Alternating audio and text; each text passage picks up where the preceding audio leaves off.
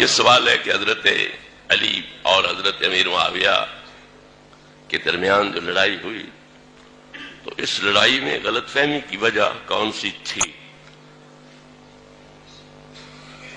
تو جو لوگ اس جنگ میں مارے گئے ان کا انجام کیا ہے؟ غلط فہمی کی وجہ یہ تھی کہ حضرت علی جیسا جوان ہو مدینہ میں اور حضرت عثمان گھر میں قرآن پڑھتے ہوئے شہید کر دیے جائیں، اگر حضرت علی پاک دخل دیتے تو یہ قتل تک نوبت نہ پہنچتی۔ اس سے یہ غلط فہمی پیدا ہوئی کہ حضرت علی رضی اللہ تعالی عنہ کی بے پرواہی کا دخل ہے، اور جو مالک ابن اشتر وغیرہ ادھر محاصرے میں پیش تھے وہی حضرت علی پاک کے لشکر میں بھی کمانڈر تھے، تو جو حضرت عثمان کا محاصرہ کرنے میں پیش ہوں وہی پھر حضرت علی پاک کے لشکر کے کمانڈر بن جائیں تو پھر مغالطہ لگنا چاہیے کہ کوئی یہ غلط فہمی پیدا ہونی چاہیے کہ نہیں پیدا ہونی چاہیے کہ علی پاک کا دخل نہ ہوتا عثمان شہید نہ ہوتا۔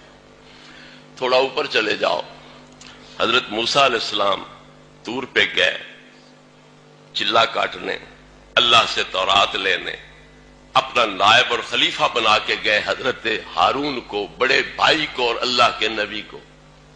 پیچھے سامری نے بچڑا بنایا، قوم کو کہا کہ یہ تمہارا خدا ہے، موسیٰ بھول کے طور پہ چلے گئے ہیں لہذا تم اس کی پوجا پاٹ کرو۔ قوم نے بچڑے کی پوجا شروع کر لی۔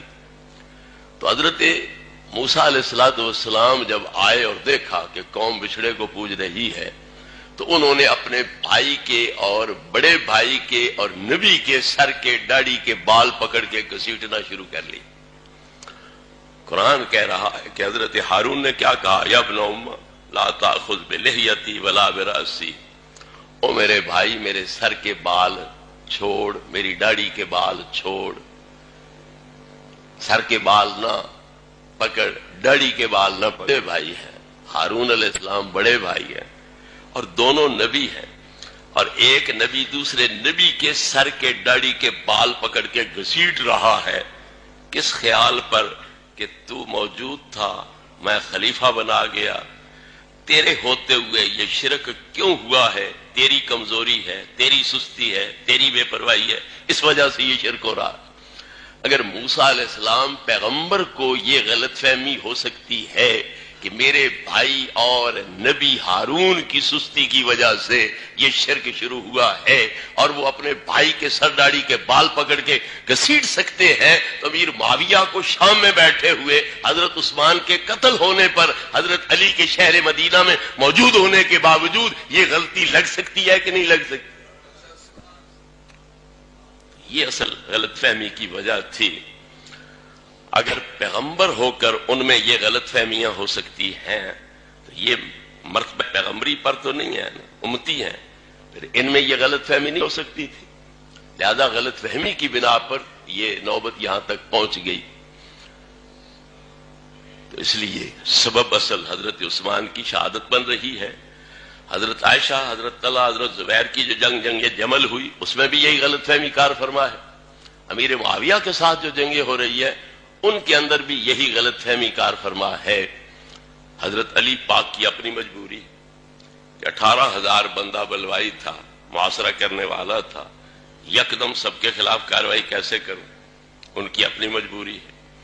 وہ لوگ سوچتے ہیں کہ اگلا خلیفہ بھی تو برحق خلیفہ تھا، پھر اس کی جان کی حفاظت بھی ضروری تھی، اس کا تعاون بھی ضروری تھا، وہ کیوں نہیں کیا گیا؟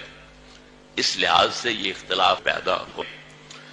تو امام حسن رضی اللہ عنہ نے اپنے عمل سے بتلا دیا کہ یہ کفر اسلام کی جنگ نہیں تھی، یہ ذاتیات کی وجہ سے جنگ نہیں تھی، بلکہ اس غلط فہمی کی وجہ سے جنگ تھی۔ تو آپ نے امیر معاویہ کے ساتھ صلح کر لی۔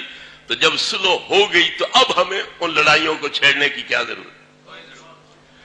ان کی لڑائیاں چھیڑنے کی ضرورت ہے ہمیں، ان کی صلح پہ عمل کرنے کی ضرورت کوئی نہیں۔ ان کی لڑائیاں چھیڑنے کی تو ضرورت ہم محسوس کرتے ہیں، تو جو ان کی صلح آپس میں ہو گئی تو اس کو مد نظر رکھنے کی ضرورت ہمیں کوئی نہیں۔ رہ گیا یہ معاملہ کہ جو درمیان میں قتل ہوئے ان کا معاملہ کیا تھا؟ ان کا معاملہ یہ ہے کہ وہ دونوں فریق جنتی ہیں، نبی کریم علیہ الصلوۃ والتسلیم کو پتہ ہے میرے بعد صحابہ میں اختلاف ہوگا، لڑائیاں ہوں گی، پتہ ہے۔ اللہ سے عرض کرنا چاہا کہ میری امت میں لڑائی نہ ہو، اختلافات نہ ہوں۔ اللہ نے فرمایا کہ محبوب وہ تو میرا حتمی فیصلہ ہے، لڑائیاں تو ہوں گی، لیکن میں تمہارے ساتھ وعدہ کرتا ہوں کہ دونوں فریق کو جنت عطا کر دوں گا۔ اس لیے وہ دونوں فریق جنتی ہیں۔ کیوں؟